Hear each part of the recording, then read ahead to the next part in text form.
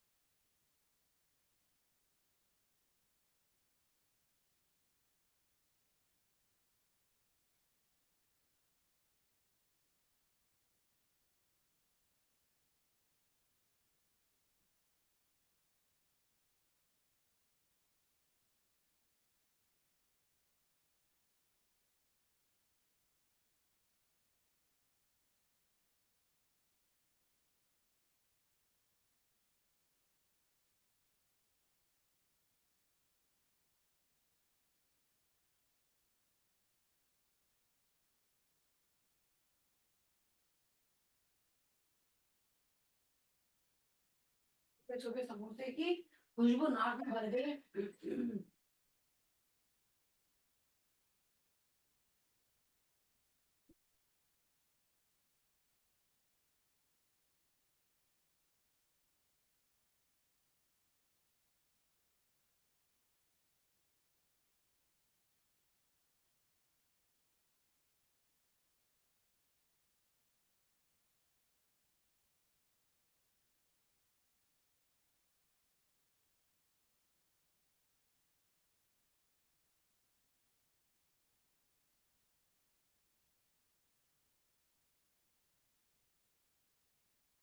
Good morning sir.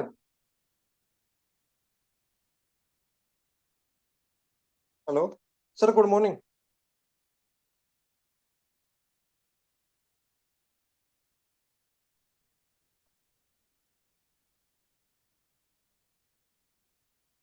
Good morning sir.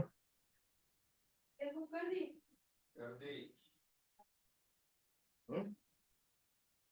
Yes one. देखा मेरे मोदी का कमाल।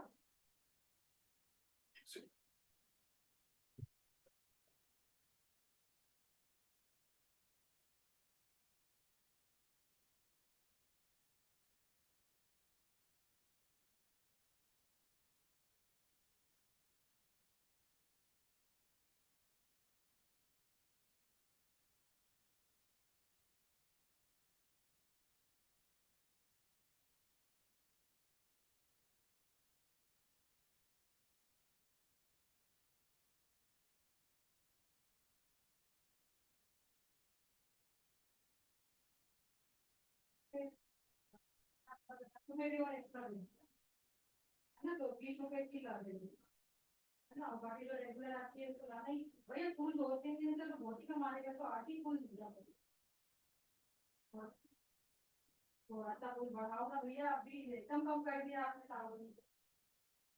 अच्छे आते थे बेलपत्री जरूर अब चालू कर देते संडे को एक्स्ट्रा, है ना। दो ला देना।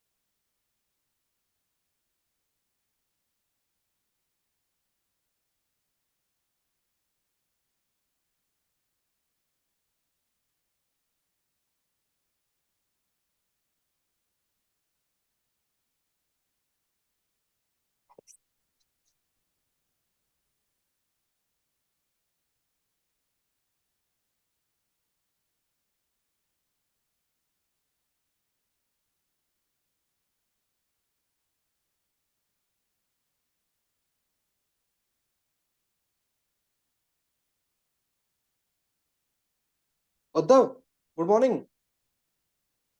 उद्धव। हेलो, गुड मॉर्निंग भाई। हाँ भाई, बस वही आवाज आ रही है। हाँ हाँ, आ रही आ रही।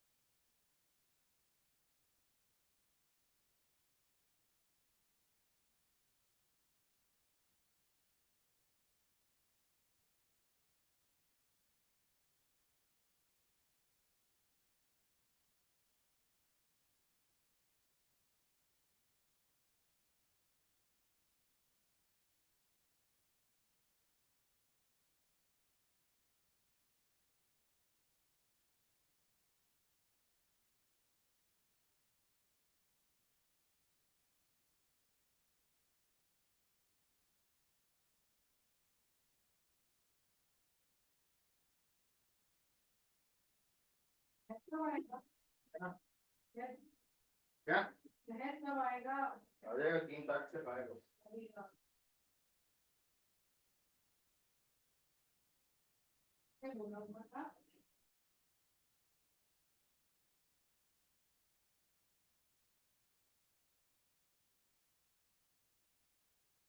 अभी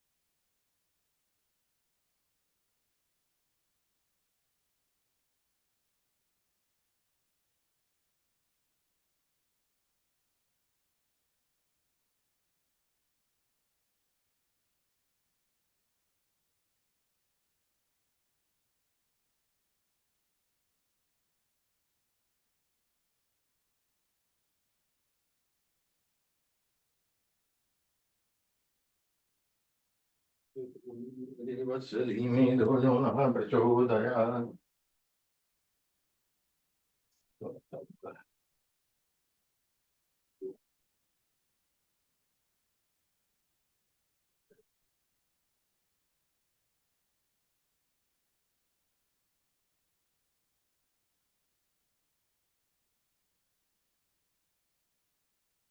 हेलो।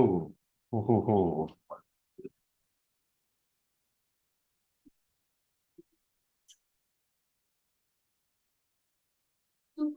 ये बात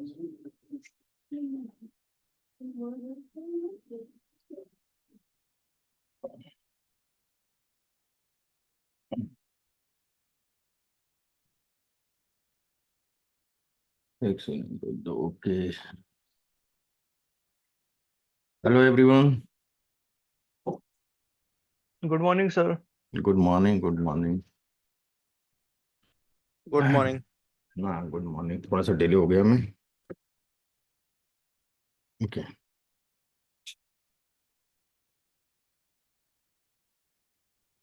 Hello, sir. How are you? हाँ, good morning Afsan ji. How are you? Fine. Yes, sir. I'm fine. Good okay. morning. Okay. Good morning, everyone. तो Good morning. एक सेकेंड।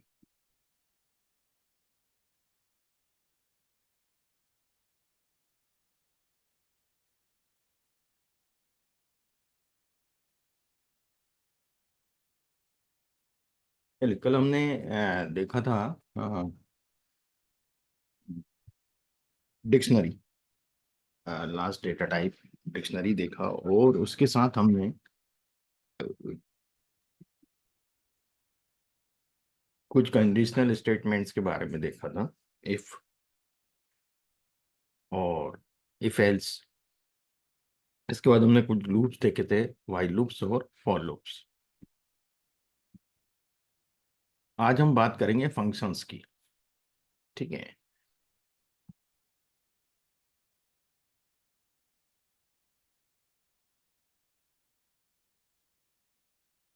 तो देखिएगा, हम पहले अ,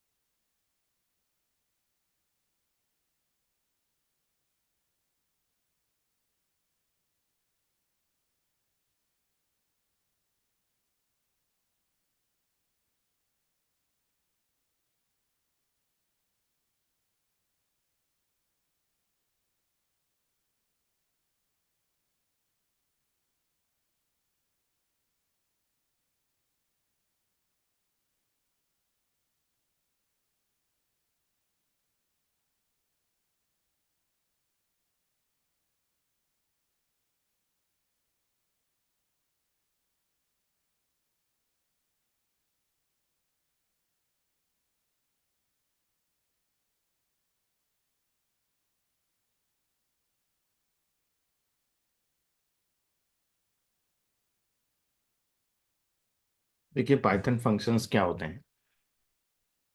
Python function is a block of code which only runs when it is called. यदि इसको call किया जाता है फंक्शन को, तो ये रन करता है ना। ब्लॉक ऑफ कोड है, क्या आउटपुट चाहिए, क्या इनपुट देंगे, क्या आउटपुट लेना है, वो फंक्शन होता है ब्लॉक ऑफ कोड। जब हम इस फंक्शन को कॉल करेंगे तो हमें वो फंक्शन वर्क करेगा।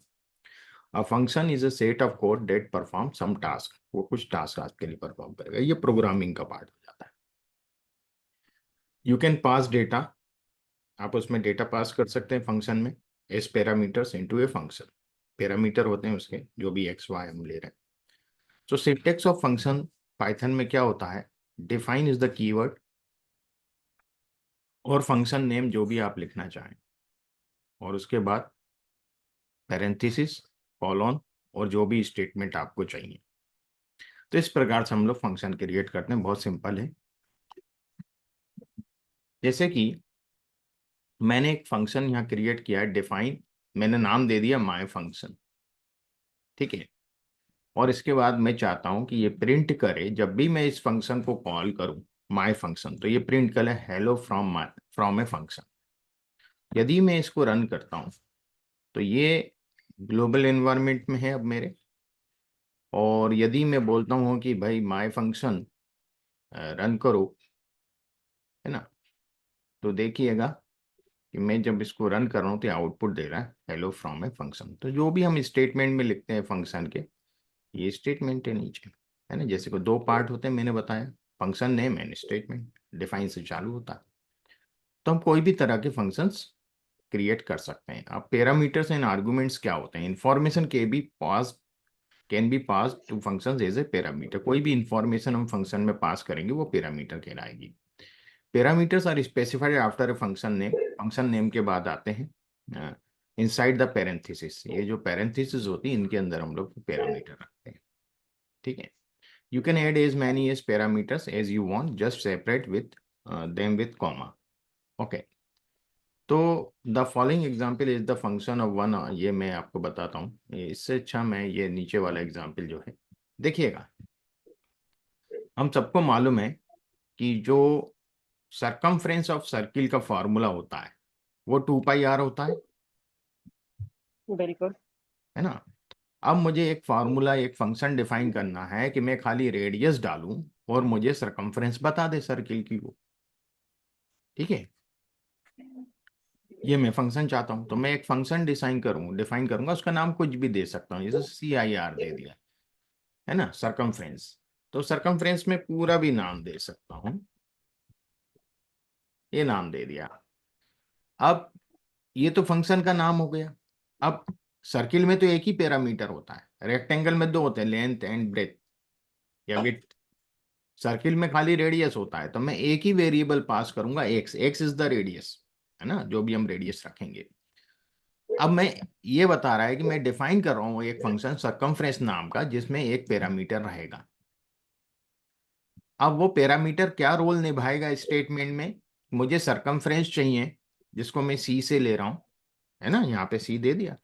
सी is equal to 2.4 2 into 3.14 2πr। Pi का वैल्यू होता है 3.14 और एक्स यानी आर जो यहाँ रख रहे हो, तो 2πr का ये फॉर्मूला रख दिया। तो ये कैलकुलेट करके सी में स्टोर करेगा और मैं प्रिंट करवा लूंगा सी को। तो अब यदि मैं ठीक इसको है। रन करता हूं तो मेरा फार्मूला अब एक्टिव हो गया, ये फंक्शन सरकमफ्रेंस। यदि मैं मान लीजिए खाली 1 रेडियस देता हूँ 1 सेंटीमीटर, तो 2π 3.14 इंटू 1, तो 3.14 2.68 2.28 6.28 आना चाहिए, ठीक है। मैं देखता हूँ इसको, 6.28 कैलकुलेट कर दिया। यदि मैं इसको 4 करता हूं, देखिए ये है फंक्शन, ओके। जैसे हम मीन निकालते हैं, स्टैंडर्ड डेविएशन निकालते हैं, वो इनबिल्ट फंक्शन है। हमें यदि हमारे खुद के फंक्शन चाहिए तो हम इस तरीके से फंक्शन डेवलप कर सकते हैं, है ना। UID बोलते हैं, यूजर UDF बोलते हैं, सॉरी, इसको user defined function. Is it clear to everyone? हाँ जी। अभी यस और सर। करते हैं, Yes, sir. है ना। अभी तो एक ही पैरामीटर दिया है। अब हम यदि लिस्ट ऑफ पैरामीटर पास करते हैं तब क्या होगा, है ना। तो ये एक फंक्शन मैंने बनाया, define a function, we can send any data types of parameter to a function. हम कोई भी चीज डाल सकते हैं, स्ट्रिंग डाल सकते हैं, नंबर डाल सकते हैं, लिस्ट डाल सकते हैं, dictionary. It will be treated as same data type inside the function. So ये लिस्ट हम इसमें पास करेंगे, माय फंक्शन बनाया for i in x print i. तो ये तो लूप है, तो जितना भी हम यहाँ एक्स डालेंगे उतने वो एक के नीचे एक प्रिंट कर देगा, है ना। ये लूप का ये मतलब है, ठीक है। अब मैं माय फंक्शन में y जो है, एक मैंने और लिस्ट बनाई 1 2 3 13276 ये मैं एक साथ इसमें माई फंक्शन के अंदर y में यदि पास करता हूं तो देखिएगा क्या होगा। ये उसने लिस्ट दे दी, ठीक है ना। ठीक। सो इस प्रकार से हम लोग मल्टीपल भी पैरामीटर इसमें डाल सकते हैं। अब देखिएगा बहुत इंपॉर्टेंट चीज है, कुछ रिक्वायर्ड आर्गुमेंट होते हैं, कुछ डिफॉल्ट आर्गुमेंट होते हैं, है ना। वो सब चीजें मैं अब आपको बताऊंगा। तो ये सब आज हम देखते हैं इसमें फंक्शन में, बहुत आसान है। देखिएगा सरकमफ्रेंस में यदि मैं एक्स लिख रहा हूं, यदि मैंने ये फंक्शन रन किया है, ये वाला, मैं रिटर्न सी, है ना भाई, मुझे इस फंक्शन से क्या रिटर्न चाहिए, मुझे सी का वैल्यू चाहिए तो रिटर्न सी लिखूंगा। Got it. मैंने इसको रन किया और ये फंक्शन का नाम है CIR। CIR में यदि मैं 2 डाल रहा हूं तो वैल्यू दे रहा है। यदि मैं इसमें कोई भी पैरामीटर पास नहीं करूं तो एरर देगा, है ना। तो यह क्या है, यहां ये बात आ रही है कि रिक्वायर्ड आर्गुमेंट, आर्गुमेंट जरूरी है, मतलब ये जो अंदर है ये डालना जरूरी, इसका वैल्यू नहीं डालेंगे फंक्शन काम नहीं करेगा। What it. अब यहीं मैं दूसरा एक और बताता हूं आपको, नीचे डिफॉल्ट जैसे एक पैरामीटर है, पैरामीटर ऑफ रेक्टेंगल। रेक्टेंगल में दो चीजें होती हैं, है ना, लेंथ एंड विड्थ। तो रिजल्ट मुझे चाहिए 2, मतलब मुझे क्या चाहिए, पैरामीटर, पैरामीटर का था 2 इंटू लेंथ प्लस ब्रेथ, तो 2x+y, है ना। रिटर्न, ये मुझे प्रिंट नहीं करवाना, मुझे रिटर्न चाहिए, फिर मैं इसको कॉल करूंगा तब हो जाएगा। तो ये मैंने रन किया और यहाँ पैरामीटर जो फंक्शन का नाम है इसको यहाँ कॉल कर रहा हूँ। इसमें लेंथ लिख रहा हूँ 10 और ब्रेथ लिख रहा हूँ 7। तो देखिएगा क्या आएगा, 34। भाई 10 + 7 17 इंटू 2 34। इसी प्रकार यदि मैं इसको 5 कर दूं और इसको 3 कर दूं तो 30 आना चाहिए। 16, हाँ, 5 3 जो 5 + 3, हाँ 8, 8 टू 16 आना चाहिए, मैं मल्टीप्लाई कर रहा था। तो इस प्रकार से रिक्वायर्ड, यदि मैं इसमें एक भी पैरामीटर स्कीप करता हूं, मान लीजिए मैंने 5 लिखा खाली, क्या कर रहा है ये, एरर दे रहा है। मतलब जितने भी पैरामीटर, जितने भी आर्गुमेंट है मुझे उसमें लिखना पड़ेंगे। अब होता क्या, डिफॉल्ट पैरामीटर वैल्यू क्या होती है, कई बार आप, कोई जरूरी नहीं आप पूरा लिखें। मैंने यहाँ पे देखिएगा माय फंक्शन, एक फंक्शन बनाया ऑपरेशन के नाम से x+2 इंटू वाई। ये मेरा, ये मुझे आउटपुट चाहिए x+2 इंटू वाई। तो ये प्रिंट की जगह मैं इसको रिटर्न भी लिख सकता हूँ, प्रिंट भी लिख सकता हूँ, ठीक है। OPR रिटर्न कीवर्ड है, प्रिंट जो है वो फंक्शन है ना। तो यहाँ पर x को मैंने कोई भी x मैंने जैसे लिखते थे वैसे लिख दिया, और y को मैंने एक वैल्यू असाइन कर दी यहाँ 3 पैरामीटर में। तो यदि मैं खाली x लिखता हूं 6 माय फंक्शन में, तो भी ये आउटपुट देगा 12। क्यों दे रहा है, क्योंकि x की आप जो भी वैल्यू रख रहे हो वो y को 3 डिफॉल्ट में लेके चल रहा है, क्योंकि मैंने डिफॉल्ट वैल्यू सेट कर दी है y के लिए। तो 3 2 जा 6 + 6 12। यदि यहां मैं 8 कर दूं 14 हो जाएगा। अच्छा, अब यदि मैं यहाँ y की वैल्यू भी रख देता हूं 3, अब यह क्या करेगा, 3 नहीं, मैं कुछ और रख, 3 तो ऑलरेडी रखी हुई है, मैं 6 रखता हूं। अब ये क्या करेगा, इस 3 को नहीं लेगा, y की वैल्यू जो हमने यहाँ आर्गुमेंट डाला इसको कंसिडर करेगा। What it. तो क्या होगा, 6 2 12 + 8 20 आएगा। Is it clear. तो ये होता है डिफॉल्ट पैरामीटर, किसी पैरामीटर की वैल्यू डिफॉल्ट में हम लोग सेट कर देते हैं, यदि आपको नहीं मालूम तो डिफॉल्ट वैल्यू लेगा। व्हाट इट, बिल्कुल। Is it clear. Yes sir. कई जगह फॉर्मूले में डिफॉल्ट वैल्यू होती है। अब एक और है कीवर्ड आर्गुमेंट्स। कई बार क्या होता है, मल्टीपल आर्गुमेंट्स होते हैं, पैरामीटर्स होते हैं, हम भूल जाते हैं पहले नंबर पे कौन सा है, दूसरे पे कौन सा है, तीसरे पे कौन सा है, सीक्वेंस याद नहीं रहेगी ना कभी भी। Got it. तो कीवर्ड आर्गुमेंट्स हम लोग दे सकते हैं। मान लीजिए मैं एक फंक्शन बना रहा हूं लेंथ ब्रेथ हाइट, ये क्यूबाइड है। क्यूबाइड का वॉल्यूम होता है length into breadth into height, है ना। और इसका Yes. लेटरल सरफेस एरिया होता है 2 into length plus breadth into height, ये इसका लेटरल सरफेस एरिया होता है। मैं चाहता हूं ये प्रिंट करे the volume of cuboid is, यदि मैं प्रिंट करवाता हूं तो ये वॉल्यूम जहां के जो कैलकुलेट करेगा ये प्रिंट कर दे। इस फंक्शन को कॉल करूं तो एल से भी प्रिंट कर दे। ये दो चीज मैं कॉल करना चाहता हूं इस फंक्शन के थ्रू। अब देखिएगा, यदि मैं यहाँ 10 लेंथ 10 ब्रेथ और 12 हाइट लिख रहा हूं तो वॉल्यूम कितना होगा और एल से कितना होगा, ठीक है। 1200 आपका वॉल्यूम हुआ 10 इंटू 10 इंटू 12, और ये आपका एल से हुआ लेटरल सरफेस एरिया। अब यदि मुझे मान लीजिए नहीं मालूम कि पहले नंबर पे हाइट था, दूसरे पे विड्थ है, थर्ड पे लेंथ है, कुछ भी, तो आप क्या करेंगे, फिर आपको कैसे लिखना है, आपको आर्गुमेंट मालूम होना चाहिए की। तो ये की है आर्गुमेंट की, लेंथ आप लिखेंगे लेंथ 10 है भैया, हाइट 12 है। देखिए यहाँ मैंने सीक्वेंस चेंज कर दिया, जबकि हाइट इसमें अपने फॉर्मूले में यहाँ पे थर्ड नंबर पे, मैं हाइट सेकंड पे लिख रहा हूँ। तो यदि मैं हाइट लिख रहा हूँ तो वो हाइट ही लेगा, है ना। तो यहाँ की आर्गुमेंट आर्गुमेंट उसकी की यदि आप लिख देते हो तो फिर वो उसी हिसाब से उठाएगा। तो आपको सीक्वेंस से परेशान होने की जरूरत नहीं कि पहले नंबर पे ये आता है, दूसरे पे ये आता है, तीसरे में ये आता है। तो की आर्गुमेंट बहुत इसलिए कंपलसरी होता है कि कहीं जहाँ मल्टीपल आर्गुमेंट होते हैं तो की आर्गुमेंट से चलें तो ज़्यादा बेटर है। Got it. आंसर सेम देंगे दोनों, जबकि सीक्वेंस यहाँ 10 10 12 है, यहाँ 10 12 10 है। तो पर अपन ने यहाँ की आर्गुमेंट ले रही है तो 12 वो लास्ट वाले को हाइट को ही मानेगा। Is it clear? Any question here? No, sir. है ना। अब हम बात करते हैं आर्बिट्ररी का आर्गुमेंट।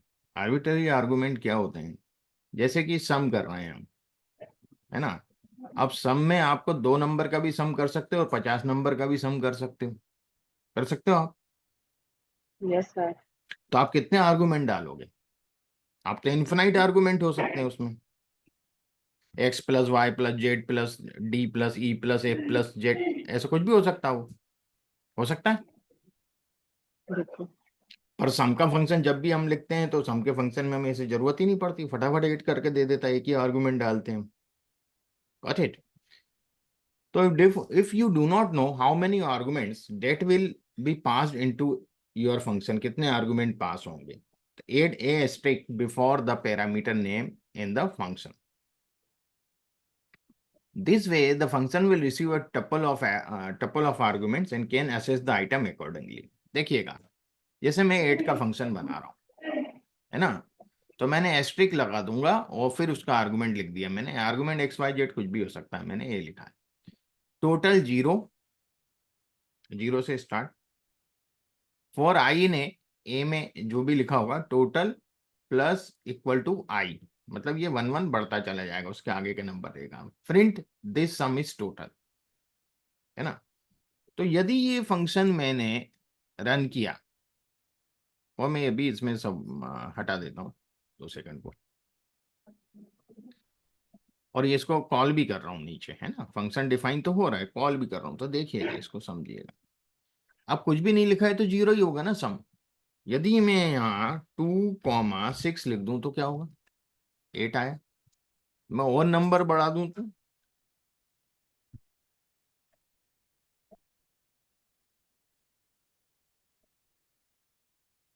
16 आ गया। तो जितने भी मैं नंबर इनफिनाइट आर्गुमेंट पास कर सकता हूँ, व्हाट माय पॉइंट, तो वो सारे इसमें ऐड होते जाएंगे फिर। ऐड होते चले जाए। मतलब आपको आर्गुमेंट जरूरी नहीं है, जब अपन शुरू के केसेस में देख रहे हैं सर्कमफ्रेंस में एक ही आर्गुमेंट था, रेक्टेंगल का हाँ। एरिया या उसके पैरामीटर की बात करें तो 2 ही आर्गुमेंट थे। यहाँ मल्टीपल आर्गुमेंट यदि हमें चाहिए, यदि मल्टीप्लाई में भी कर सकते हैं आप ये सब, है ना। ताकि कोई वैल्यू मिस ना हो तो हम उसको स्टेरिक ए हाँ, के साथ फिर उसके अंदर ये ऐड करते जाएंगे। कहलाते हैं आर्बिट्ररी आर्गुमेंट। आर्बिट्रेरी। इस प्रकार से हम लोग इसको कर सकते हैं, है ना। अब हम आते हैं print versus return in Python, इसमें क्या अंतर है? कई जगह हम प्रिंट लिख रहे थे, कई जगह हम रिटर्न लिख रहे थे। Printing and returning are completely different concept. Print is a function, मैंने जैसे कि कहा था प्रिंट फंक्शन होता है क्योंकि उसमें पैरेंथेसिस होते हैं। Calling print will immediately make your program write out text for you. यदि आप प्रिंट लिख रहे हैं तो उसी टाइम वो राइट कर देगा आपके लिए सामने स्क्रीन पे। Use print when you want to show a value to human. यदि आप इंसान को दिखाना चाहते हैं, आप देखना चाहते हैं तो आप प्रिंट लिखें, है ना। जबकि रिटर्न इज अ कीवर्ड, मैंने बताया आपको रिटर्न कीवर्ड है। उठा लो बताइए, एक second.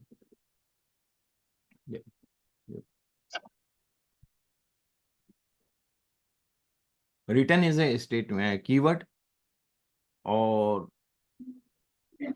When a return statement is reached Python will stop the execution. यदि रिटर्न वाली चीज आ जाती है तो पाइथन अपना एग्जीक्यूशन, उसने काम कर दिया, स्टॉप कर देता है ना, और of the current function. Sending a value out to where the function was called. जहां भी फंक्शन बुलाया गया, जिस कॉलम में आपने वो फंक्शन बुलाया है, मान लीजिए आप एक्सेल शीट पे काम कर रहे हैं, आपके रेडियस लेंथ कहीं लिखा है, ब्रेथ कहीं लिखा है, और ये सब लिखा हुआ, आपने कोई फंक्शन कॉल किया और वो पर्टिकुलर सेल में आपको कॉल कर रहा है, तो उस सेल में वो रिटर्न कर देगा उसकी वैल्यू कैलकुलेट करके, जहां भी आप बुला रहे हो उसको, है ना, कॉल कर रहे हो। Okay. Use return when you want to send a value from one point in your code to another. एक पॉइंट से दूसरी जगह आप वैल्यू को पहुंचाना चाहते हैं। Using return changes the flow of the program, using print does not. Print आपके फ्लो को चेंज नहीं करेगा, रिटर्न फ्लो का चेंज कर देता है प्रोग्राम के, ठीक है ना। अब जैसे यहाँ रिटर्न कर रहे हैं अपना, तो रिटर्न में क्या करेगा वो, यहीं के, अब यहाँ तो यहीं पे है तो यहीं पे देगा ना, हम यहीं इसी सेल में कॉल कर रहे हैं। पर जब हम प्रैक्टिकल करते हैं तो रिटर्न तब किया जाता है जब हमको किसी कॉलम में और कहीं पर्टिकुलर जगह पे वो वैल्यू चाहिए, है ना। या हमारे स्क्रिप्ट में हम लिख रहे हैं कोड और उसमें हमें भाई कोई फंक्शन कॉल करके वो वैल्यू यहाँ पे लाना है कोई पर्टिकुलर प्लेस पे, तब हम उसका उपयोग करते हैं। तो ये था फंक्शन के बारे में। अब और भी चीजें हैं फंक्शन में, छोटी मोटी, और ये फैक्टोरियल का फंक्शन मैंने लिखा है यहाँ। फैक्टोरियल का आप लोग पहले देखिएगा, मैं आपको बाद में एक्सप्लेन करूंगा, क्योंकि फैक्टोरियल आपको मालूम होना चाहिए किसको बोलते हैं, है ना। तो फैक्टोरियल का मैंने फंक्शन डिफाइन किया है, जैसे 10 का फैक्टोरियल लेंगे तो 1 इंटू 2 इंटू 3 ऐसे करके फैक्टोरियल पूरा देगा। जैसे 5 का फैक्टोरियल है 5 इंटू 4 इंटू 3 इंटू 2 इंटू 1, है ना। 10 का फैक्टोरियल है तो 10 इंटू 9 इंटू 8 इंटू 7। तो इस प्रकार से हमने ये फंक्शन यहाँ लिया है फैक्टोरियल एन, मतलब जो भी नंबर लिखेंगे वहां तक का factorial. If N is equal to 1 और N is equal to 0, factorial 1 और फैक्टोरियल 0 की वैल्यू हमेशा 1 होती है, तो रिटर्न 1 करेगा। यदि एन का वैल्यू इससे ज्यादा है, 2 है, तो return N into factorial N minus 1, है ना। तो एन करेगा और उसका पिछले वाला फैक्टोरियल लेगा, मतलब फैक्टोरियल 1, फैक्टोरियल मतलब फैक्टोरियल यहाँ 2 लिखा है आपने तो 2 इंटू 1। यदि 3 लिखा है 3 इंटू फैक्टोरियल 2। 5 लिखा है तो 5 इंटू फैक्टोरियल 4। अब फैक्टोरियल 4 भी क्या करेगा, वो जब इधर आएगा ना तो वो भी 4 into factorial 3, 3 into factorial 2, 2 into factorial 1 हो जाएगा। रिजल्ट हमें चाहिए फैक्टोरियल एन, रिटर्न रिजल्ट। तो ये इस प्रकार से काम करता है। आप देखिएगा जो भी आप नंबर लिखेंगे, आप 20 लिख दें, वो उसका फैक्टोरियल बना के देखिएगा विद इन ए सेकंड, ठीक है। तो ये फैक्टोरियल वाला मैंने बनाया है, ये सैलरी का है। सैलरी में अब difference in coding and syntax try to understand. तो सिंटेक्सिंग जो होती है वो फॉर्मूले डिफाइन रहते हैं, उस फॉर्मूले का हम लोग यूज करते हैं, है ना। और जब फॉर लूप और ये सब डिफाइंड फंक्शन वगैरह सब लगाया जाता है तो हम लोग इसके अंदर फिर प्रोग्रामिंग कहलाती है। तो ये तो अपना था फंक्शन से रिलेटेड, और मैं देखता हूँ क्या है इसमें। अच्छा, एक लैम्डा फंक्शन बहुत यूज होता है पाइथन, तो हम देखते हैं लैम्डा फंक्शन को।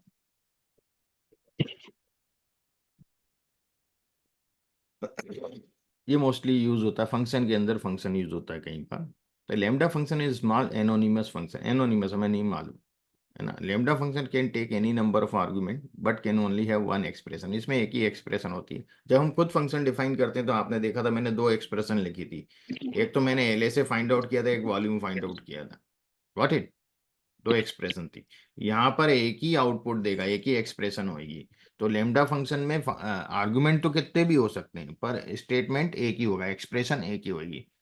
तो लेमडा आर्गुमेंट्स और एक्सप्रेशन बहुत सिंपल होता है, expression is executed and the result is return.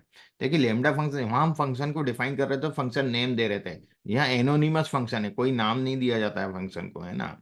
तो एक्चुअली नाम डिफाइन नहीं रहता है, जैसे वहां कर रहे थे डिफाइन और नाम और फिर कोड्स में। यहाँ अपन ने इसको ऑब्जेक्ट के रूप में सेव जरूर कर रहा हूं मैं लेमडा को, पर नाम नहीं दिया है ना। तो यहाँ मैंने लेमडा में ए की आर्गुमेंट है ना। ये वहां अपन ब्रैकेट में लिखते थे, यहाँ ब्रैकेट की जरूरत, लेमडा जो है वो कीवर्ड है। ओके, तो अपन ने इसमें ए पास किया। अब कॉलोन के बाद हम लोग उसका एक्सप्रेशन लिख देंगे, A+10 चाहिए आउटपुट मुझे। अब मैं प्रिंट करवा रहा हूँ, एक्स के नाम से सेव है। अब एक्स में मैंने 13 लिखा, तो 13+10 कितना होना चाहिए, 23 दे देगा मुझे ना। मैं आउटपुट हटा दूँ इसके सबको, ठीक है, ये मुझे 23 दे रहा है। अब मैंने यहाँ दो आर्गुमेंट पास कर दिए, A B, और मैं इंटू B चाह रहा हूँ, तो मैंने A5 और B6 किया, तो मुझे 30 आना चाहिए, आउटपुट आ गया।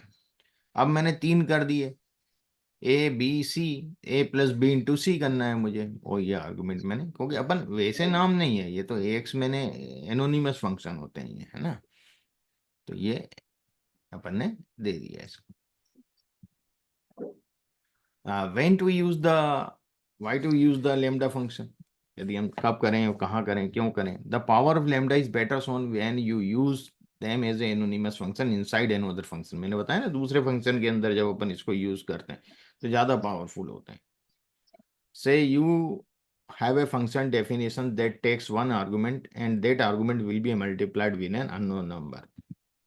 मान लीजिए मैं एक फंक्शन डिफाइन कर रहा हूं जिसमें एक आर्गुमेंट है n, मैं रिटर्न चाहता हूं इस तरह का, लेमडा ए उस इस आर्गुमेंट से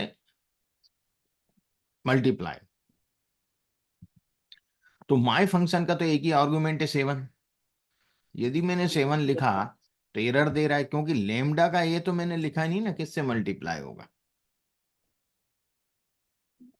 सॉरी, मैंने इसको रन ही नहीं किया, पहले तो इसको देखें। अब देखते हैं इसको, ये आउटपुट नहीं दे रहा है, ये बता रहा है फंक्शन यहाँ चला। अब टाइम्स में यहाँ पे दे रहा हूँ कितने टाइम्स, क्योंकि ये टाइम्स, तो माई फंक्शन 7 × 2, ठीक है, देखिएगा तो कितने बार, 2 बार ना।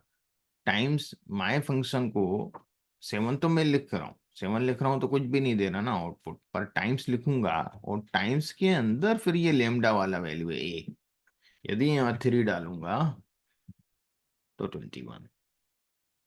ओके, जैसे माई फंक्शन है लेमडा A*n, मतलब A⁴n।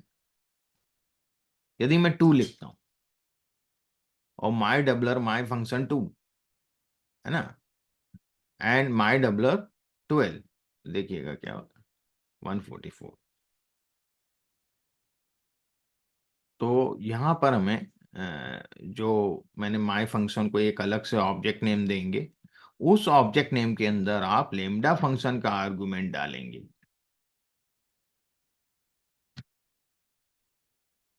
यहाँ 12 डाला है मैंने, A12, n कितना ले रहा हूं मैं, 2 ले रहा हूं, तो 12 का स्क्वायर क्या होगा 144। क्लियर हो रहा है, पॉइंट नहीं हो रहा, पूछिए Yes, sir. आपको कोई, Clear है. है ना। तो आपको उस फंक्शन को एक ऑब्जेक्ट नेम देना पड़ेगा, उस ऑब्जेक्ट नेम को एज ए फंक्शन ट्रीट करके आपको उसके पैरेंथेसिस में a का वैल्यू डालना पड़ेगा, ठीक है। तो ये चीजें इसके अंदर हैं। अब हम बात करते हैं लोकल एंड ग्लोबल वेरिएबल्स की। देखिएगा लोकल वेरिएबल क्या होता है, ग्लोबल वेरिएबल क्या होता है, हम इसको समझते हैं। ये मैंने a बराबर 10 दिया, तो ये है ग्लोबल, है ना। एक यदि 10 किया है तो मैं कहीं भी इसको कॉल कर सकता हूँ ना, ये कभी भी पूछूंगा तो ये 10 ही बताएगा ना, ये मुझे ग्लोबल एनवायरनमेंट में है। पर एक फंक्शन में डिफाइन कर रहा हूँ डिस्प्ले नाम से, है ना। इसमें यहां मैंने कोई भी वेरिएबल, कोई भी आर्गुमेंट नहीं लिखा है, पर इस फंक्शन के अंदर b बराबर 20 मैंने वेरिएबल को वैल्यू असाइन की हुई है ना। और प्रिंट भी करवाता हूँ, और डिस्प्ले यदि मैं ऐसे ही शो करूंगा तो देखिएगा क्या होता है। 20 दे रहा है, b बराबर 20, प्रिंट भी, है ना, 20 आएगा ही। यदि b का वैल्यू में मैं भी चेक करूंगा तो एरर देगा, जबकि b को मैंने 20 असाइन किया हुआ है, पर b इज नॉट डिफाइंड। यदि मैं यहाँ a लिखता हूं, a का वैल्यू 10 दे रहा है क्योंकि a फंक्शन के बाहर है, ग्लोबल वैल्यू है, ग्लोबल एनवायरनमेंट में है, ग्लोबल वेरिएबल है। पर बी ग्लोबल वेरिएबल नहीं है, बी आपका लोकल वेरिएबल है क्योंकि इस फंक्शन के अंदर है। Got it? Yes, sir. अब देखिएगा कि इसका क्या विशेषता है। यदि a बराबर 10 है और b बराबर 20 है, रिटर्न b को रिटर्न करेगा। और ये डिस्प्ले फंक्शन यदि मैं यहाँ लिख रहा हूं तो ये 20 दे रहा है, ओके, b को ही रिटर्न कर रहा है। अब मैं c बराबर 40 करता हूं, तो c क्या होगा बताइए? ग्लोबल होगा, लोकल होगा? ग्लोबल होगा, ए भी Global. ग्लोबल होगा, है ना। ए भी ग्लोबल है, खाली बी जो है वो लोकल है। तो ये मैंने ग्लोबल 40 और ये इसको प्रिंट कर रहा है, ठीक है। ए प्लस सी हो जाएगा क्योंकि दोनों ग्लोबल हैं, पर ए प्लस बी होगा क्या? नहीं होगा, क्योंकि बी लोकल वेरिएबल है, फंक्शन के अंदर ही है वो, ठीक है। आ, प्रवीण सर सॉरी सर, हाँ, पिछले वाले केस में सी कैसे ग्लोबल हो गया? ए का तो मुझे क्लैरिटी है कि वो ग्लोबल है उस नहीं, सी लॉजिक से। नीचे लिखा है ना मैंने, फंक्शन खत्म होने के बाद, कॉल करने के बाद बाहर लिखा है। अच्छा but okay okay okay function okay तो तो यही आप, खत्म हो गया ना रिटर्न पे, अच्छा ठीक ठीक है है ना। तो फंक्शन, ओके हाँ ठीक है सर समझ गया। रिटर्न या प्रिंट पे फंक्शन खत्म हो जाता है, ये तो फंक्शन कॉल किया हुआ है मैंने, है ना। ये तो फंक्शन कॉल किया है, इसको हटा भी दूं तो कोई मतलब नहीं है। ठीक, ठीक है सर समझा। ओके ठीक है। तो फंक्शन के बाहर लिखा है तो ग्लोबल में जाएगा, फंक्शन के अंदर लिखा है तो लोकल होगा। करेक्ट, यही अब एक्चुअली मेन डिफरेंस है। फंक्शन के अंदर होगा तो लोकल है, अदरवाइज वो हाँ, कहीं पे भी लिख दो लाइन नंबर 7 में या 1700 में, वो तो ग्लोबल वो हो जाएगा। ग्लोबल होगा। अब इसका आप इंपॉर्टेंस देखिएगा क्या होता है, कहाँ इसका उपयोग होता है। जैसा ए का वैल्यू 10 ग्लोबल है, ओके, 10। अब डिस्प्ले फंक्शन में मैं एक ही वेरिएबल ले रहा हूँ, वैल्यू दे रहा हूँ 5, एक ही, ग्लोबल में 10 है, लोकल में 5 है, प्रिंट है।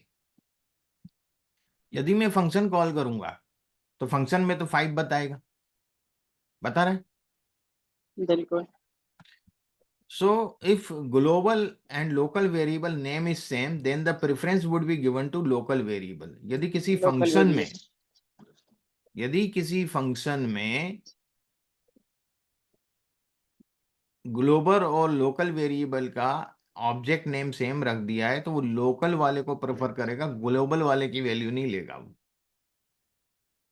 Okay, yes. Is it clear? जैसे कि add a b, sum a plus b, return sum. तो ये तो कोई नहीं है, मैंने यूं ही डाला था बाद में। इसमें एक चीज और मैं आपको एक्सप्लेन कर,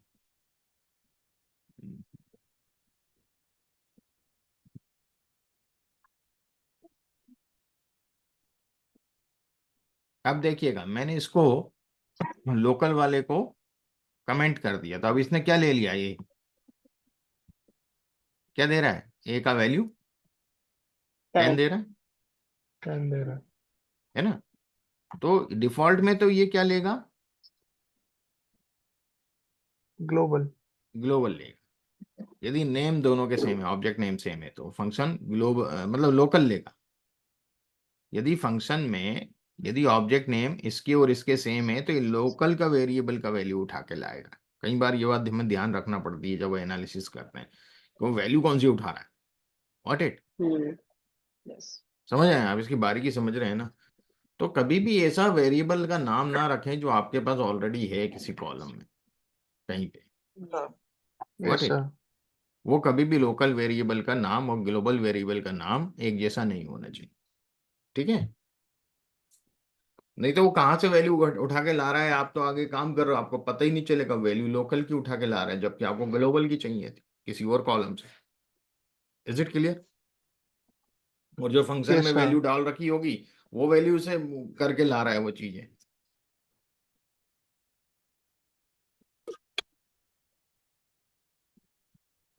is it clear. Yes sir. तो ये तो था अपना लैम्डा फंक्शन। अभी मैं कुछ चीजें इसमें स्किप कर रहा हूँ, अरेज में पढ़ा देता हूँ। इंडेंटेशन, क्लासेस, इनहेरिटेंस वगैरह ये हम बाद में देखेंगे थोड़ा सा आगे निकलने के बाद, क्योंकि अभी वो चीजें बहुत वो हो जाएंगी। देखिए अरे क्या है, Python does not have inbuilt in support for अरे। अरे के लिए कोई, but Python list can be used instead. अरे की जगह हम पाइथन की लिस्ट का यूज कर सकते हैं, है ना, कि सिंगल वेरिएबल में मल्टीपल वैल्यूज को स्टोर करने के लिए हम लोग अरे का उपयोग करते हैं। ठीक, अरे जो है एक special variable which can hold more than one value at a time. तो ये तो लिस्ट भी करता है, पर अरे क्या होता है, थोड़ा फास्ट वर्क करता है, स्पेस कम लेता है। अब ये नंपाई अरे में अपन देखेंगे वो चीज, है ना। तो यहाँ तो लिस्ट को ही अरे की तरह यूज कर लेते हैं हम पाइथन में, बेसिक पाइथन में। पर जब हम बात करेंगे नंपाई अरे की, वहाँ डिफरेंट तरीके से रोल होगा, हम वहीं पे देखेंगे अरे को, है ना। तो ये अरे इतना ज्यादा इंपॉर्टेंट यहाँ पे नहीं है, पर नंपाई में अरे है। अब हम चालू करने वाले हैं ये तो हो गए हैं 20 हो गए, 19 20 21 22 23 24 नहीं चाहिए मुझे, ये भी नहीं चाहिए। चलिए सही।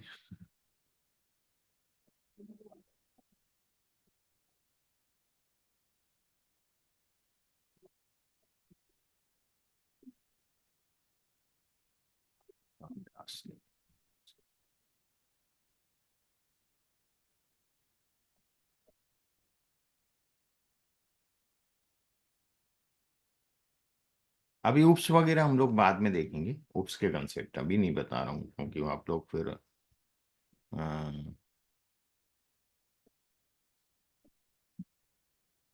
सही है।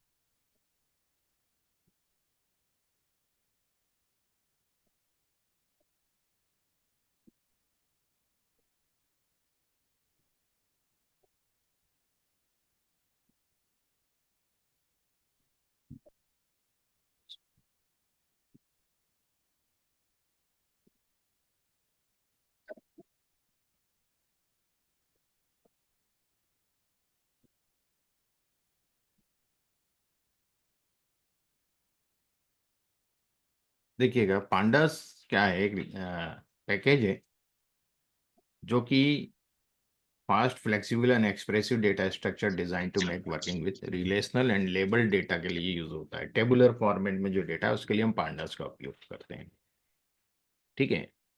It aims to be fundamental high level building block for doing practical real world data analysis in Python. Data analysis में पाइथन के बगैर काम नहीं होता है। Additionally it has the broader goal of becoming the most powerful flexible open source data analysis manipulation tool available in the language.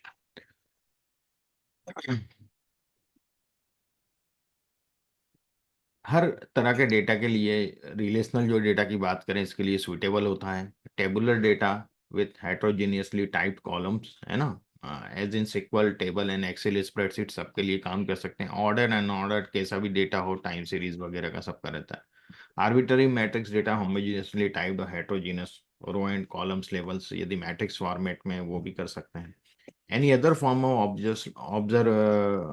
Observational and statistical data sets वो सब ये कर लेता है। पांडा में वैसे तो 3 डेटा स्ट्रक्चर्स होते हैं, एक होता है सीरीज, एक डेटा फ्रेम और एक होता है panel.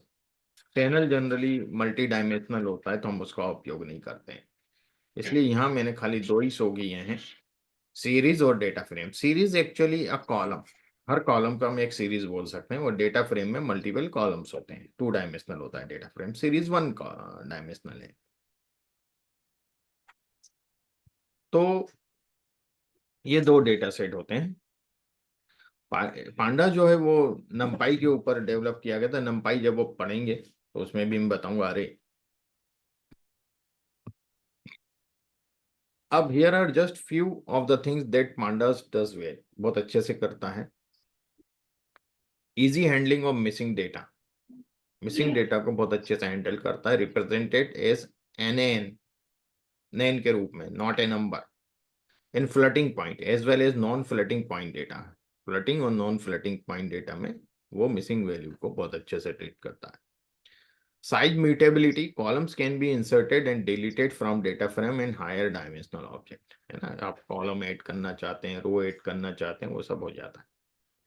Automatic and explicit data alignment, object can be explicitly aligned to set of labels or users can simply ignore the labels and let series. Data frame instructor automatically align the data for you in computation. आराम से align कर सकते हैं, आपको जो column चाहिए वो column ले सकते हैं, वो सब कर सकते हैं आप लोग, है ना।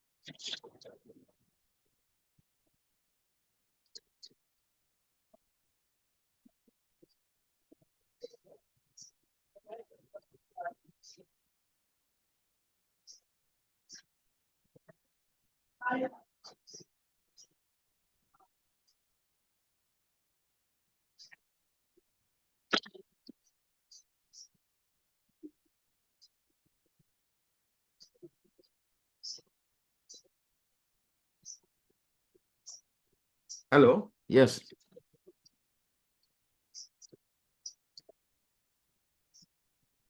हेलो, यस सर, आ रही आवाज। Hello sir. ठीक ठीक। तो इसमें पांडास में powerful flexible group by functionality ना, अपन यहाँ तक आ गए थे। साइज म्यूटेबिलिटी बता दी थी, ऑटोमेटिक डेटा फ्रेम हाँ लाइन सर, कर, ऑटोमेटिक एंड एक्सप्रेस डेटा हाँ, alignment. Powerful flexible group by functionality. Group by functionality इसके अंदर है, जैसे अपन पिवट टेबल बनाते हैं ना अभिषेक जी इसमें एक्सेल में, तो वही चीज हम यहाँ पे ग्रुप बाय फंक्शन के थ्रू करते हैं। ओके ठीक है, जी sir. make it easy to convert rect differently index data and other python numpy data structure, हम कन्वर्ट कर सकते हैं एक डेटा स्ट्रक्चर से दूसरे डेटा स्ट्रक्चर। ठीक है, क्या होता है, कुछ फंक्शनलिटी अरे पे होती हैं, सीरीज काम नहीं करती वहां। सीरीज डेटा स्ट्रक्चर है किसका, पांडास का या डेटा फ्रेम। तो हमें कोई कैलकुलेशन चाहिए पर्टिकुलर, हमें कुछ करना है कंप्यूटेशन, वो मान लो सीरीज पे नहीं अप्लाई हो रहा, वो अरे पे ही होता है, तो फिर आप कन्वर्ट कर सकते हो अरे में, और वो कैलकुलेशन करके वापस आप उसको सीरीज में ला सकते हो। समझ रहे हो मेरे पॉइंट को? जैसे अपन ने टपल इम्यूटेबल था, तो हमने क्या किया था, टपल को पहले लिस्ट में कन्वर्ट किया, और लिस्ट में हमने चेंज करके वापस उसको टपल में कन्वर्ट करा था कि नहीं करा था आप उद्धव, याद है? Yes sir. है ना? तो वही चीज यहाँ पर भी क्या होता है, कुछ चीजें जैसे नंपाई अरे में ही होने, कुछ कंप्यूटेशन यहाँ नहीं हो पाते, कुछ फंक्शन काम नहीं करते हैं सीरीज पे, डेटा फ्रेम के डेटा स्ट्रक्चर पे, तो फिर हम उसको अरे में कन्वर्ट करके काम कर सकते हैं। जी सर।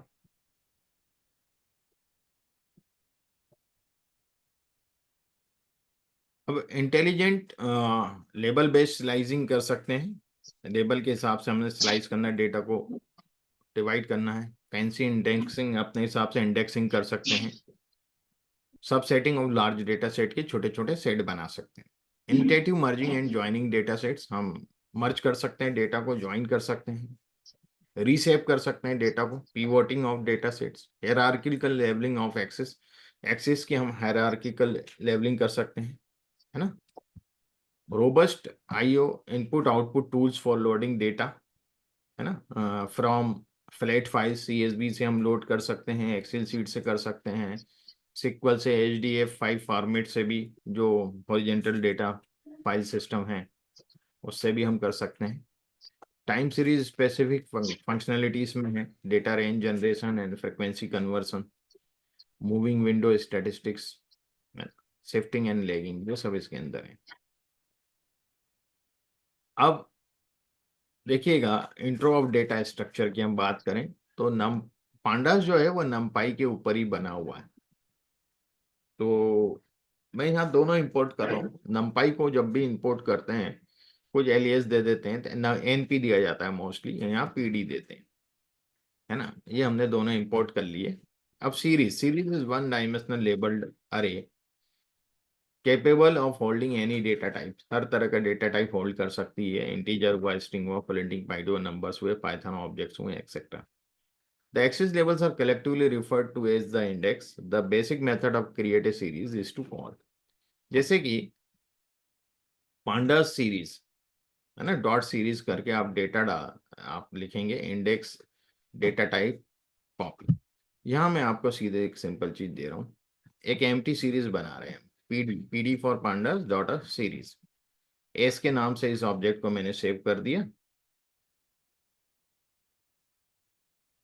ओके, तो मैं इसको रन करता हूँ, देखिएगा ये इसने सीरीज एम्प्टी सीरीज बन गई, यहाँ प्रिंट हो गई ना। डेटा टाइप फ्लोट लेगा डिफॉल्ट। अब मैं एक सीरीज बना रहा हूं, पहले मैं एक नंपाई अरे बना रहा हूं। अरे को समझ लें आप थोड़ा सा, एक लिस्ट ली, उसको नंपाई अरे में वो प्रिंट अरे करवाऊंगा, फिर इस अरे को AR को मैं सीरीज में कन्वर्ट करूंगा और प्रिंट सीरीज भी करवाऊंगा। तो आप देखिएगा दोनों में डिफरेंस देखिएगा, ये तो अरे है, लिस्ट की तरह प्रिंट हुआ, ठीक है, पर जब सीरीज में कन्वर्ट किया तो इंडेक्सिंग भी आ गई और ये उसकी वैल्यू भी आ गई। तो ये डिफरेंस है, यदि आप सीरीज करते हैं तो सीरीज में आपको इंडेक्सिंग मिल जाती है, ठीक है। तो ये डिफरेंस होता है दोनों में। अब जैसे सीरीज S2, अब S2 में कर रहा हूं, मतलब सेकंड इंडेक्स क्या है इसका, S2, है ना। तो क्या देगा आउटपुट, देखिएगा C, सेकंड इंडेक्सिंग पे क्या है, C 0 1 2, इंडेक्स नंबर कहलाता है, इंडेक्स पोजीशन नहीं, इंडेक्स नंबर, सेकंड नंबर के इंडेक्स पे क्या है, C। अब जैसे यहाँ पे भी हम देखें, ये एक लिस्ट हम लोग बना रहे हैं, ये लिस्ट है, क्योंकि स्क्वायर ब्रैकेट में जब भी बनाई जाती है लिस्ट होता है, और लिस्ट को हम, अच्छा वो लिस्ट तो मैंने अलग ही रखा है, उसका कोई मतलब नहीं, बना के बताया। PD सीरीज में जो AR हमने शुरू में लिया था, ये AR लिया था ABCD, इस AR में इंडेक्सिंग दे रहे हैं। अभी जहां जो इंडेक्सिंग आई थी डिफॉल्ट में 0 1 2 3 आई थी ना, अब मैं इसकी इंडेक्सिंग चेंज करना चाहता हूँ भैया, मुझे तो इस नंबर से स्टार्टिंग चाहिए, 100, 101, 100, 200। ओके, आप जिस नंबर से स्टार्ट करना चाहते हैं इंडेक्सिंग, वहाँ इंडेक्स आप लिख सकते हैं पांडा सीरीज में। Okay, yes sir. अब यदि मुझे 102 में क्या है, ठीक है, ये देखिएगा 102 में सी है, बता सी। देगा, है ना। तो ये मैंने इस प्रकार से लिखना, मतलब डबल स्क्वायर ब्रैकेट आएंगे, ठीक। 102 पे क्या है वो आपको बताएगा। अब ये लिस्ट है, लिस्ट को भी मैं सीरीज में कन्वर्ट कर सकता हूँ। यहाँ ये चीज बताइए, ये लिस्ट थी, अरे को भी किया अपन, लिस्ट को भी सीरीज में कन्वर्ट किया। अब कोई डिक्शनरी है, डिक्शनरी से मुझे create a series from dictionary, तो डिक्शनरी भी अपन ने पढ़ी है। तो ये डिक्शनरी है, ए का वैल्यू 0 है, बी की है, ये इसका वैल्यू 1 है, सी का 2 है, और ये मैं पहले डेटा प्रिंट करूँ और फिर इसको सीरीज में कन्वर्ट करूँ, तो देखिएगा ये भी हम लोग सीरीज में कन्वर्ट कर सकते हैं। इसकी भी इंडेक्सिंग हम लोग चाहें तो चेंज कर सकते हैं, ठीक है। यहाँ ए बी सी है, मैंने बी सी डी ए कर रहा हूँ, देखिएगा इसको क्या होगा। तो डी तो है ही नहीं ना इसमें, तो डी को ये एन एन कर दिया, मैंने कहा मिसिंग वैल्यू को बहुत अच्छे से ट्रीट करता है, तो वैल्यू तो वही उठाएगा वहां से, जो जिसके सामने होगी की वैल्यू वही लेगा, पर जो नहीं है वहां एन कर देगा, और इसकी क्रम जो यहाँ कर दोगे सीक्वेंस, वो सीक्वेंस में जमा रहा है। अब जैसे यहाँ देखें, एक डिक्शनरी बना रहा है, नेम रमेश हरी, एज 25, वो मैं इसको प्रिंट कर रहा हूँ, तो ये तो मुझे ऐसा दिखना मजा नहीं आ रहा है। जब मैंने सीरीज में कन्वर्ट किया तो देखिएगा ये ऐसा दिखेगा। तो सीरीज भी अभी डेटा फ्रेम नहीं है, और जब इसको डेटा फ्रेम में कन्वर्ट करूंगा, किसको, डी को, डी ये है मेरा डिक्शनरी, डी को मैंने सीरीज में कन्वर्ट किया, तो ऐसे दे रहा है ना ओरिजेंटल। तो डेटा फ्रेम में देखिएगा क्या होगा, ये डेटा फ्रेम। अब सीरीज और डेटा फ्रेम में डिफरेंस समझ में आ रहा है आपको। यस यदि सर। अपन डिक्शनरी को सीरीज में कन्वर्ट करते हैं तो ऐसे हॉरिजेंटल जमा रहा है वो, जब अपन ने डेटा फ्रेम में कन्वर्ट किया तो वो बिल्कुल प्रॉपर शेप में दे रहा है, हमें एक्सेल सीट की तरह, नेम का कॉलम, एज का कॉलम, इंडेक्सिंग यहाँ दे रहा है। Is it clear? Yes sir. Yes sir. तो हम लोग मोस्टली इसमें डेटा फ्रेम ही यूज करते हैं, ठीक है। अब इसमें ज़्यादा अपन को जाने की जरूरत नहीं है, अपन सीधे डेटा पे आएंगे और उसी पे काम करेंगे अब, है ना। ये मैं सीट वगैरह तो शेयर कर दूंगा, आप लोग देख सकते हैं उसमें, ठीक है। ज़्यादा भी इसमें, क्योंकि सीरीज वगैरह का इतना ज़्यादा यूज़ है नहीं, डेटा फ्रेम का ही ज़्यादा यूज़ है। तो आप चाहेंगे तो एक बार आप लोग रन करके देख सकते हैं, कोई चीज़ समझ में नहीं आए तो मुझसे पूछ सकते हैं, ठीक है। मैंने मटेरियल तो बहुत डाला हुआ है इसमें, ठीक है, हम्म। पर कितना यूजेबल है वो अपन देख। अब देखिएगा कि हमारे पास कोई सीट है, कोई डेटा पड़ा है, और वो डेटा हमें यहाँ रीड करना है। पहले मैं देख लूँ कि डेटा यहाँ है या नहीं है, ठीक। अब वो डेटा मैं बताता हूँ आपको कहाँ है, कार्स करके एक डेटा है, ये देखिएगा, ये इसी फोल्डर में रखा है। ये कार के नाम है, ये उसका माइलेज है, डिस्प्लेसमेंट है, हॉर्स पावर है, फिर आपका ड्रॉट है, weight of car in pounds, 1000 pounds में, क्यूसेक है, टाइप ऑफ इंजन है, वर्टिकल है या स्ट्रेट है, वी शेप्ड बोलते हैं वर्टिकल की जगह, वी शेप्ड इंजन और स्ट्रेट इंजन।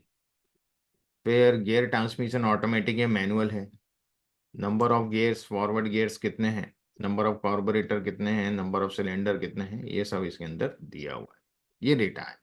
अब इस डेटा पे मुझे काम करना है, मैं पाइथन पे काम करना चाहता हूँ, तो मैं उस डेटा को रीड करूंगा। रीड करने के लिए आपको पांडास की हेल्प लगेगी, ठीक है। तो आप पहले पांडास की लाइब्रेरी इंपोर्ट करेंगे, फिर आप लिखेंगे कि जो भी ऑब्जेक्ट नेम डालना है आपको, उसको आगे जिस तरीके से आप ट्रीट करते हो, तो आप डेटा लिखोगे। मैं जनरली एमडी यूज करता हूँ, MD is the short form of my data, है ना। मैं एमडी यूज करूँगा, जितना छोटा रहेगा, बार बार टाइप करना रहता है तो स्पेलिंग मिस्टेक नहीं होगी। तो एमडी, इसके जो फंक्शन है वो read underscore dot underscore CSV, है ना। उसके अंदर आप उस फोल्डर का नाम, केस सेंसिटिव है, ध्यान रखिएगा, इस पे कैपिटल स्मॉल लेटर का केस सेंसिटिव रहता है, और कोट्स के अंदर लिखना है, और उसका एक्सटेंशन जरूर लिखना है, .csv, यदि .csv नहीं लिखेंगे वो फाइल को नहीं पढ़ेगा। तो यहाँ ये फाइल रीड कर देगा md नाम से। अब आपको देखना है कि यार वो फाइल रीड करी है कैसा दिख रहा है। md.head, हेड यानी शुरू के 5 ऑब्जर्वेशन ये आपको देगा, टॉप 5 ऑब्जर्वेशन 0 1 2 3 4। ठीक है, तो आपको एक देखने को मिल जाएगा कि हाँ भाई क्या है, किस तरह से डेटा है। ये आप देखिएगा, ये 5 ऑब्जर्वेशन दिखा दिए उसने।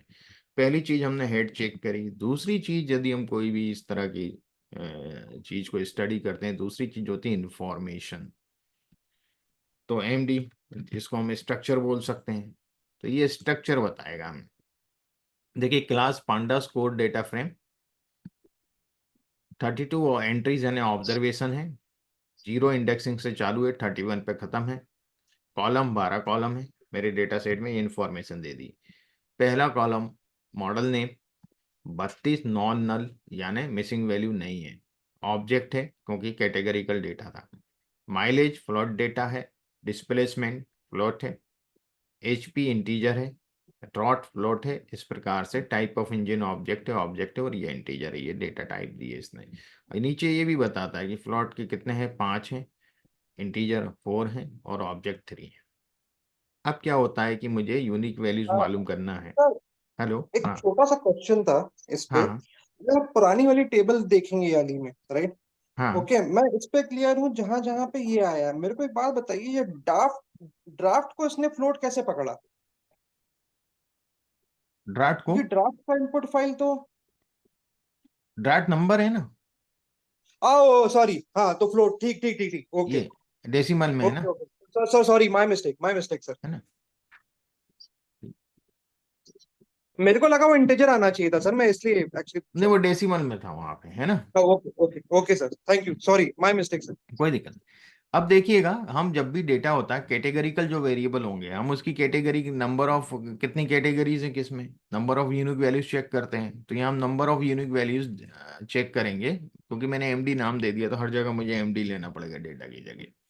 नंबर ऑफ यूनिक, ये फंक्शन मैंने यूज किया, एमडी पे अप्लाई हो रहा है जो डेटा है।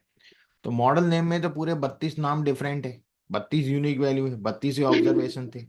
यूनिक नेम है, हर गाड़ी का अपना मॉडल अलग है। माइलेज में 25 वैल्यू हैं 32 में से जो यूनिक है, मतलब कुछ वैल्यू रिपीट हुई है। डिस्प्लेसमेंट में 27 है, तो हमें कंटिन्यूस से इससे कोई मतलब नहीं है। टाइप ऑफ इंजन में जो कि कैटेगरिकल था, ऑब्जेक्ट था, इसमें 2 वैल्यू है, manual and automatic. Gear transmission में भी 2 हैं, गियर ट्रांसमिशन में मैनुअल ऑटोमेटिक था, और इसमें vertical state engine, V shaped और स्टेट इंजन होता है वो। नंबर ऑफ कार्बोरेटर में 6 यूनिक वैल्यू है, नंबर ऑफ सिलेंडर में 3 यूनिक वैल्यू है, नंबर ऑफ फॉरवर्ड गियर्स में 3 यूनिक वैल्यूज। ठीक है, ये हमें इससे इंफॉर्मेशन मिल जाती कि इसमें कितने यूनिक। अब नंबर ऑफ कार्बोरेटर में कौन कौन सी यूनिक वैल्यूज हैं, तो हम लिख सकते हैं कि एमडी, देखिएगा स्क्वायर ब्रैकेट में, यदि मल्टीपल लेटर हैं आपके कॉलम के नाम में और स्पेस है तो हमेशा स्क्वायर ब्रैकेट के अंदर लिखिए आप, कोट्स के अंदर। यदि ये सिंगल नेम होता, सिंगल नेम जैसे डिस्प्लेसमेंट, तो डॉट करके डिस्प्लेसमेंट लिख सकते थे यहाँ पे आप, MD dot displacement. Got my point.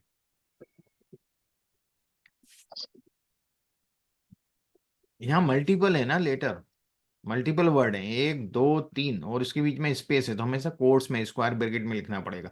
तो अब ये क्या करेगा, इसी को रीड करेगा, एमडी में नंबर ऑफ कार्बोरेटर्स वाले कॉलम को ही देखेगा और उसी की यूनिक वैल्यू बताएगा कौन कौन सी। यहाँ एन यूनिक है, नहीं लिख रहा हूं मैं, यूनिक लिखूंगा। यूनिक क्या है, वो वैल्यू बताएगा, एन यूनिक है नंबर ऑफ यूनिक वैल्यूज। तो देखिएगा, ये यूनिक वैल्यू बता रहा है 4 1 2 3 6 8, ये यूनिक वैल्यूज हैं।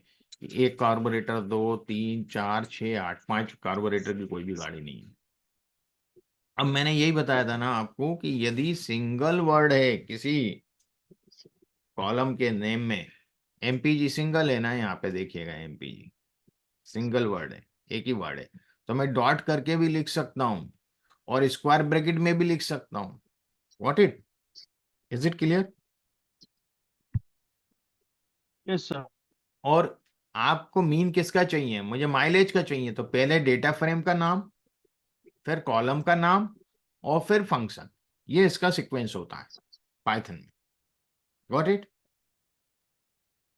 तो इसका मीन चाहिए, तो मुझे यहाँ अंदर कोई डालने की जरूरत नहीं है, क्योंकि मैंने माइलेज यहीं लिख दिया कि इस कॉलम का मीन चाहिए, तो ये मीन दे दिया 20.09। ठीक है।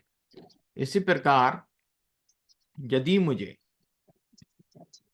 ये डेटा है, इसको एमडी कर लूं, नंबर ऑफ सिलेंडर में कितनी यूनिक वैल्यूज है, अभी तो कार्बोरेटर में देखी थी, अब सिलेंडर में 4 सिलेंडर, 6 सिलेंडर और 8 सिलेंडर है हमारे पास। अब मुझे कुछ कॉलम रिट्रीव करना है, अलग ऑब्जेक्ट के हिसाब से मुझे उसको निकाल के रखना है, तो मैं रख दूंगा, मान लो D2 के नाम से लिख रहा हूँ, या MD है, MD मेरा मेन डेटा फ्रेम है। मैं क्या करता हूँ, जनरली MD1 एक नई डेटा फ्रेम बना रहा हूँ MD से, जिसमें 2 ही कॉलम है, हॉर्स पावर और वेट। ये रिट्रीव कर रहा हूं मैं, देखिएगा आ गया ना, ये मेरा MD1 हो गया। MD1 एक नया डेटा फ्रेम बन गया जिसमें 2 ही कॉलम है। Got it. कहीं मुझे कोई डेटा रिट्रीव करना है तो मैं इस तरीके से रिट्रीव कर सकता हूँ। Got it, understand. Yes sir. अब यदि मैं MD1 का इन्फो देखूं, तो ये इन्फो बता रहा है कि 2 कॉलम है, 32 एंट्री है। Got it.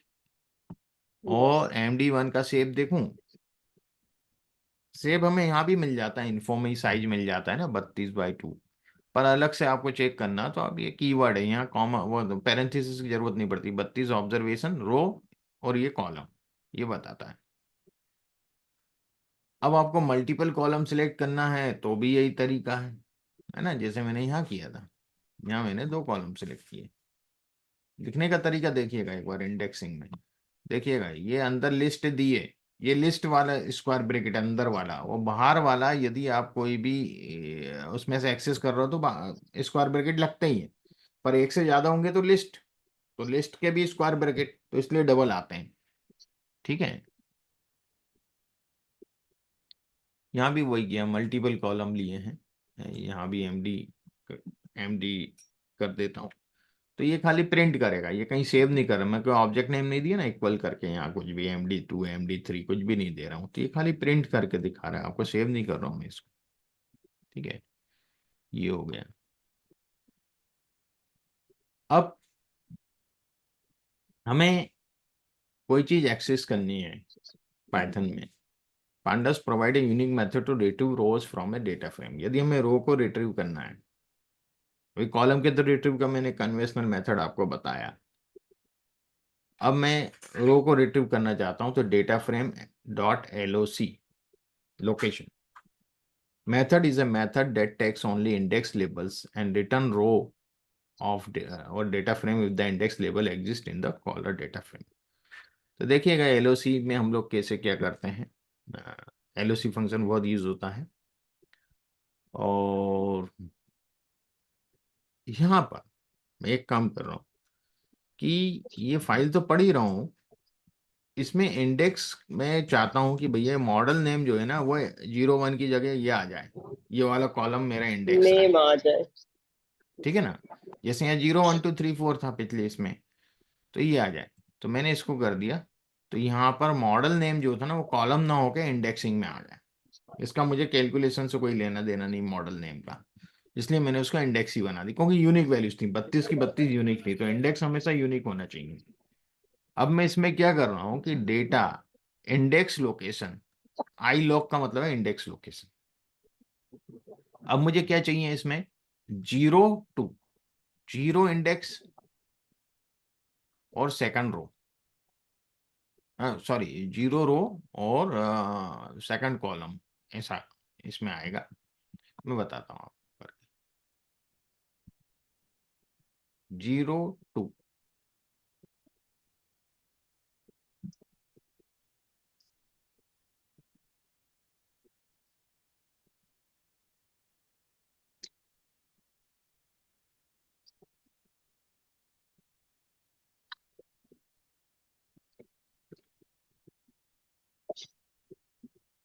नेक्स्ट।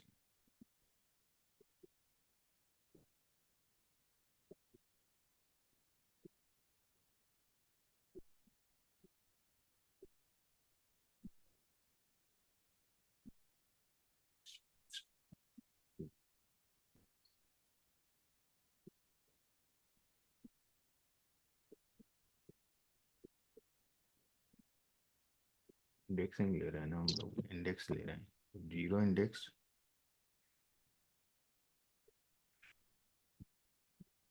और 2। 0 पे क्या है, माइदा RX4, माइदा RX4, और सेकंड नंबर पे क्या है, डेटसन 710, 0 1 2। तो मैं कौन कौन से चाहिए, 0 और 2। तो आईलॉक में मैं खाली रो के लिए इंडेक्सिंग, ये रो के लिए, कॉलम तो पूरा ही देगा, रो के लिए इंडेक्सिंग दे रहा हूँ डिफॉल्ट में, तो 0 और 2 चाहिए मुझे खाली, 0 फर्स्ट रो और थर्ड रो। तो फर्स्ट रो थर्ड रो निकाल के दे रहा है, समझ में आया ये, पहला और तीसरा रो। Is it clear to everyone or not? Yes sir. Yes, sir. आपको इंडेक्स नंबर लिखना है। अब यदि आप बिल्कुल। इंडेक्स वैल्यू लिखते हो, इंडेक्स वैल्यू है ना, ये नाम लिखते हो, तो आपको एलओसी फंक्शन यूज करना है। देखिए दोनों फंक्शन के नाम है, ILOC इंडेक्सिंग जब यूज करेंगे, LOC जब आप नाम यूज करेंगे रो का। Okay, is it clear? तो माइदा RX4 और ये, क्योंकि यहाँ मैंने इसलिए इंडेक्सिंग की जगह नाम क्यों दी है, उसका कारण ही यही था कि कई बार यहाँ पर नेम इंडेक्सिंग में अलग प्रकार के ID रहती है, तो वो ID यदि आप यूज कर रहे हैं तो आप इस तरीके से LOC यूज करेंगे, तो भी वही चीज माइदा RX4 हॉर्नेट्स फॉरवर्ड ये दे दिया। अब आपको मान लीजिए LOC फंक्शन से रो, आप डिफॉल्ट में तो रो एक्सेस कर रहे हैं ना, पर आपको कॉलम भी लेना है उस हिसाब से, तो कैसे करेंगे? एक तो कन्वेंशनल अप्रोच बताई थी मैंने आपको ऊपर कॉलम के लिए। अब मुझे रो पूरी चाहिए, तो रो के पहले, कॉलन के पहले मैं कुछ भी नहीं लिखूंगा, ये कॉलन लगाया मैंने स्क्वायर ब्रैकेट के बाद अंदर, और कॉमा करके अब मैं जो भी लिखूंगा वो कॉलम हो। तो मैंने जो डिस्प्लेसमेंट चाहिए, वेट चाहिए, तो मैंने इसको रन किया तो मेरे पास ये 2 कॉलम आ गए, और इंडेक्सिंग तो हमेशा रहेगी ना साथ में, ठीक है, तो नाम भी आ रहा है। तो ये इस प्रकार से मैं कर सकता हूँ, इसको एक्सेस करने का तरीका है। इसी प्रकार ILOC, यदि मैं नंबर लिखता हूँ 15, है ना, पहला और 5वां कॉलम, वहां तो मैंने नाम लिखा था, तो LOC तो नाम के हिसाब से हुआ। एक सेकंड लिखा था, यहाँ LOC है, जब मैं नाम लिख रहा हूँ कॉलम के, जब मैं कॉलम की इंडेक्सिंग लिखूंगा तो ILOC होगा। ओके,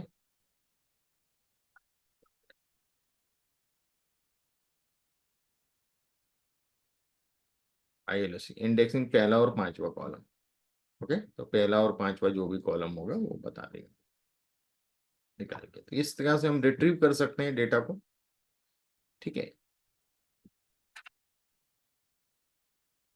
अब और भी चीजें हैं, मैं आपको बताता हूँ।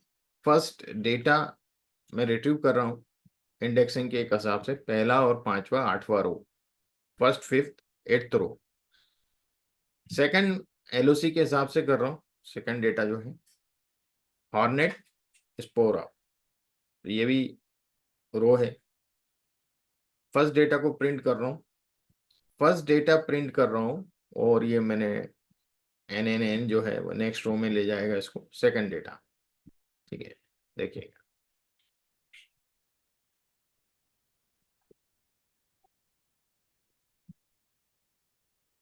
वो ये पूरा है ना, तो वो इतने में आ नहीं पा रहा है, तो यहाँ पे दे रहा है वो, ठीक है। इस प्रकार से प्रिंट कर रहा है, ये लास्ट वाला प्रिंट किया इसने, आ गया ये नेम।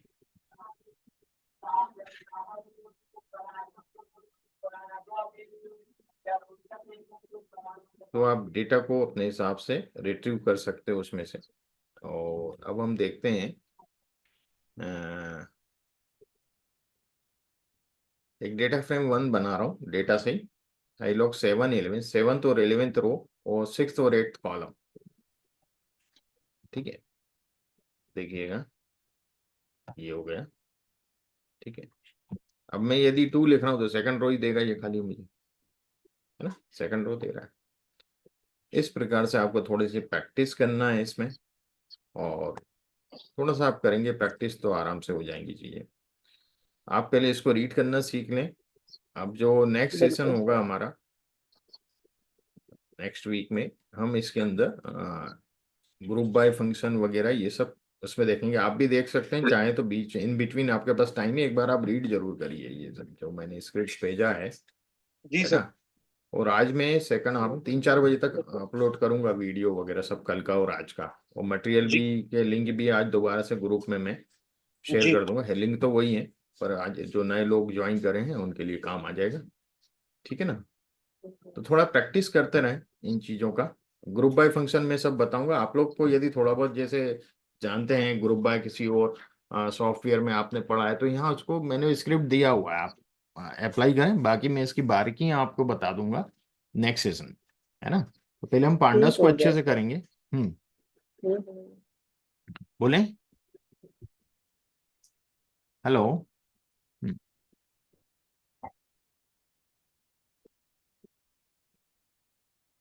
तो हम पहले पांडास को सर अच्छे मुझे से ग्रुप में ऐड भी करिएगा। हाँ मैं आज करता हूँ, है ना, बिल्कुल बिल्कुल श्योर।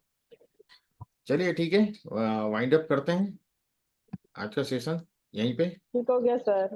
है ना। थैंक यू सो जी much, sir. Thank thank you you, for your Thank you, time sir. Sir. Thank you, thank thank you. You sir. Okay, good bye okay everyone. Okay.